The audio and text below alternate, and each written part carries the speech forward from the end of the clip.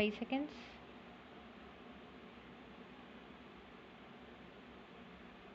Comments. Mr. Deputy Speaker, Sir, I am extremely grateful to the honorable members who have participated in the discussion and expressed their views on the interim budget, which I presented in the House yesterday. We have had a fruitful discussion on this subject. This is a routine exercise. The House is aware that I have come with the interim budget and I am pleading with the House to pass the vote on account for 4 months under very exceptional circumstances. I would like to place on record that what I have presented to the House is not my own creation. This government cannot be held responsible for what has transpired in the year which is going by. There was another government in power. Most of us on this side of the House who are sitting on the treasury benches were in the opposition then, and most of the honorable members who are sitting on the other side of the House were either in the government or were supporting the government from outside. It is that government's work that we are discussing or the same I placed before the House yesterday. Now, sir, I have said very clearly that the revised budget estimates and the budget estimates for the next financial year do not reflect the thinking and the priorities of my government. I have said in my budget speech that it is our firm resolve to review the 5-year plan and no revise the budget estimates so that they reflect our thinking and priorities when I come before the August House with my regular budget. That will be the time for you to judge us. That will be the time for you to judge our intentions, and that will be the time for you to judge our actions. As I said, this is not my creation. But in a parliamentary system, we are often faced with a situation where the existing government has to carry on with the legacy which has been left behind by the previous government.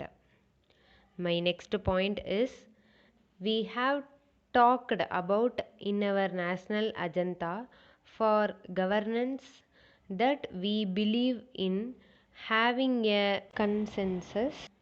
A point has been made in this House by one of the honorable members that we should have the same kind of consensus in regard to economic policies that we have developed over a period of time in our foreign affairs and defense policies.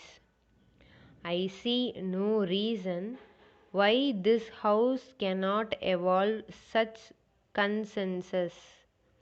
I am pleading strongly that we must evolve that consensus so that the economic policy, which has become a major tool for the progress of this country, is not subject to the vagaries of the situation. We must have a consensus, and I think we are very close to it.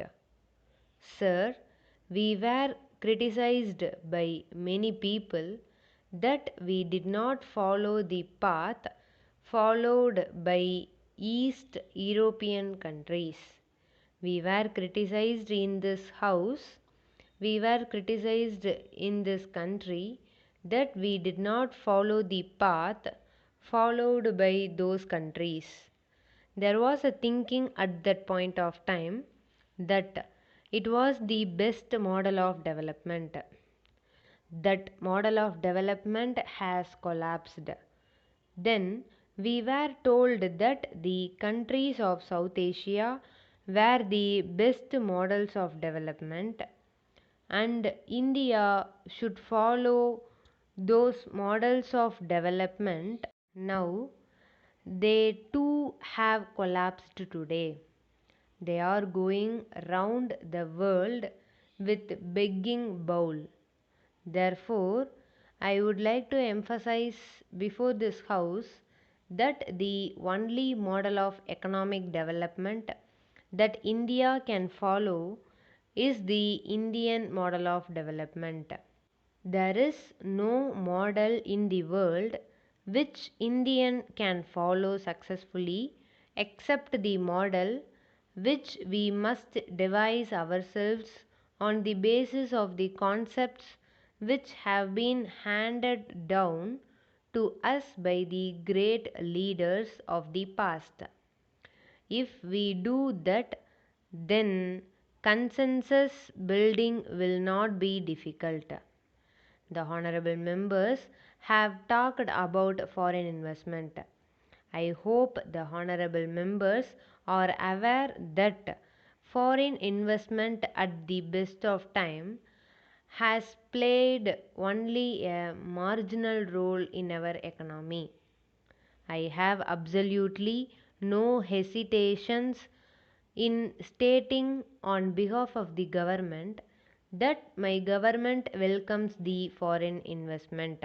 But this kind of investment in India is welcome in certain areas which we call priority areas, including infrastructure. We are not interested in areas where we do not need it, and they are interested to come to our country for their own profit. Unfortunately, I do not have the time to go into the details. The demand for level playing field by the Indian industry has arisen not from our party, but it was raised by the Indian industry itself. I am not saying that we believe in the level playing field also. But I have said, and I would like to say on the floor of this house, that this government should not accord to the foreign investors any privilege or any concession which is not available to the Indian industry. This point has been discussed in the cabinet and the same view is expressed in the President's address to both the Houses of Parliament. Sir, some honorable members have made a number of points during the discussion of the budget. In the House, I do not have time to go into all of them. I plead to the honorable members to bear with me.